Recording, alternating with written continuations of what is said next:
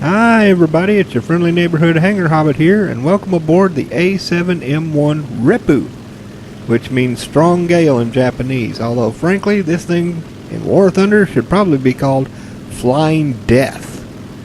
I want you guys to see just how good this thing pulls. The elevator and rudder on this thing, oh, it's just a little slice of heaven. I'm telling you, this plane, this is the one to get. If you're wanting to grind the Japanese, you know I slagged the KI-102 because of its matchmaking and its meh performance. This is anything but meh.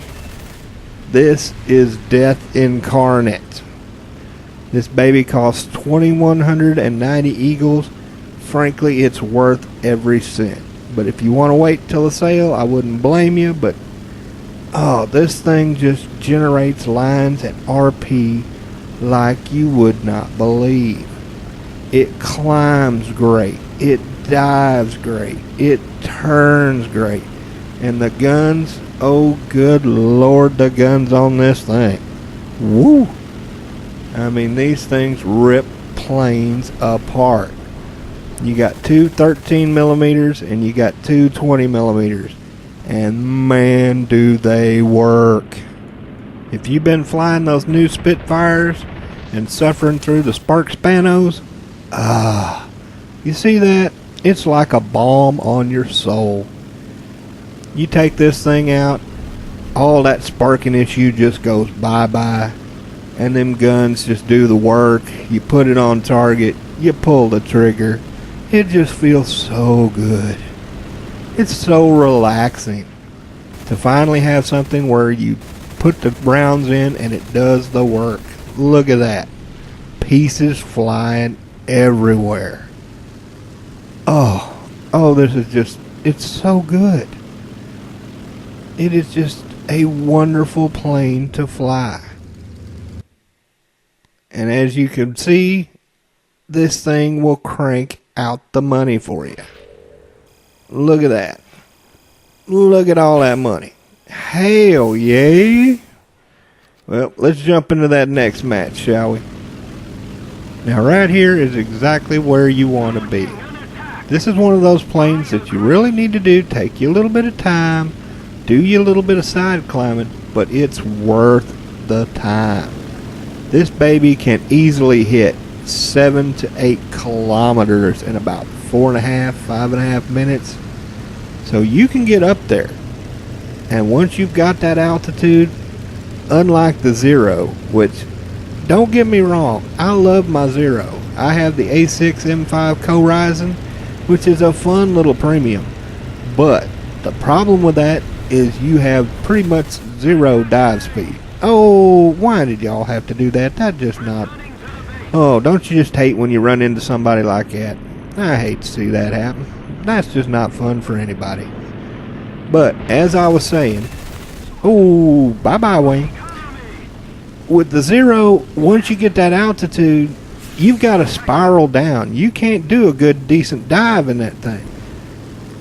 Are you trying to shoot me in the butt? I don't think so. That was just rude.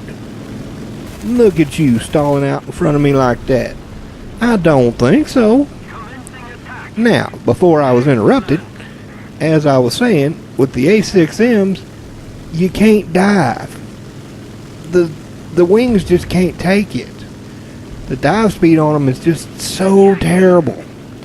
Not this beautiful bird. This sweet, sweet bird. I've gotten that thing up to 800 kilometers an hour in a dive, and I still had control. It wasn't one of those where you fight to pull it out, where you have to end up blowing your flaps because the compression has gotten bad. No, not this thing. This thing handles like a dream at high speed. And as somebody that loves to energy fight, oh, that makes me happy. That makes me so happy. Now, one thing the A6Ms do have on you is that low speed maneuverability. Those suckers can do donuts at low speed, and this plane doesn't. But there's a really good answer for that. Don't do that. don't take this plane into low-speed turn fights. That's not what it's built for. This is a superiority fighter. This thing is made to get up above the enemy, drop down on them, and use that punishing power and that great high-speed maneuverability to rip planes apart. That's what you do with it. So don't play their game. Don't fly this thing like a Zero. Come here, buddy. Oh, that's Thunderbolts for you.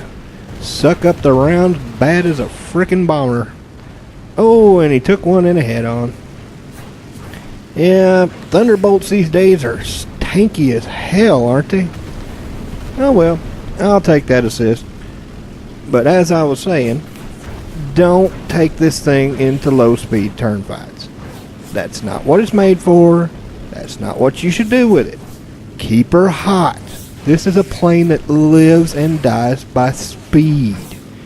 Keep this thing wound up, keep her running hot, and she will work for you. She will tear some butts up. Now, as I grab me a little RP, let me tell you a little bit about this bird. They started work on this thing in 1940.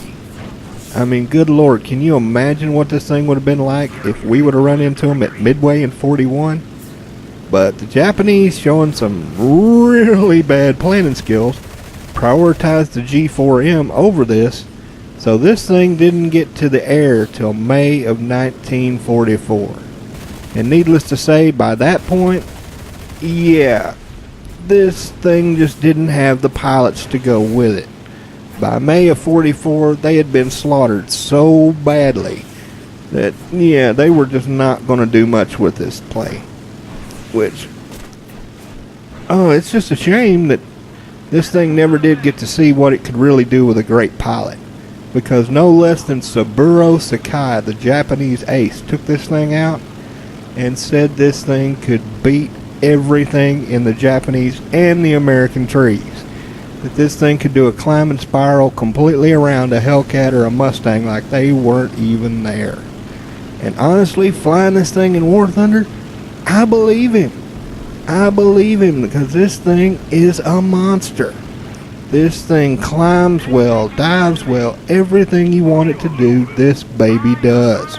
Now, one thing you got to watch with this baby is the temps. If you'll notice, I leave the WEP on this thing by 99.5% of the time. This is one of those birds where you just going to ride the WEP. That WEP is going to be on for 99% of your flight. So you're going to have to watch them temps, and you're going to have to use it smart. The great thing is, once you get above 3 kilometers, that temperature will start going down, not up. And it'll keep going down till you hit about 4 kilometers. So that gives you an extra boost that really, really helps. Now come here, buddy. Come here. Oh, no. No. Swing this thing back around. Oh, don't take... Oh, dang.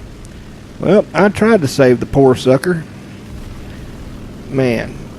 That's why you gotta watch where the freaking bad guys are before you try to land, people. Good Lord. Don't ever land if you don't know where the enemy is. Look at this. I'm looking around. I'm all alone. Everybody done died.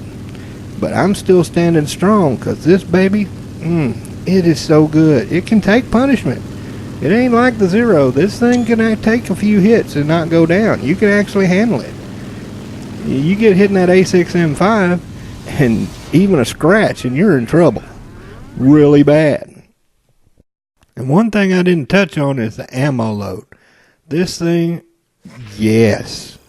This is one of them birds like the G55, like the 109s with the gun pods, where you have got firepower to burn. And look at all this. Look at all this stuff. I just cleaned up on this thing, and all of that, that's more money. This thing, if you want something that'll pay for your jets, here you go, buddy. Take this out. This thing will pay for your jets. And oh, got me another plane from it. Thank you there, Mr. A7M1. I appreciate that. As you can see, it blows through the tree. I have been cleaning up my Japanese tree with this thing. It is just so good. It is a pleasure to fly. If you don't have this bird, why don't you? Seriously, if you want your Japanese tree done, this is the way to do it. It's a lot cheaper than the Key 84, and I've flown many matches side by side with the Key 84, and this baby will hang. I've flown this at 5.7, and she has had no problems keeping up. She is a beast. Well, if you like this video, be sure to share and tell your friends, because I love yakking at my fellow War Thunder pilots. And I hope to see you up there in the clouds. Have a good one, y'all.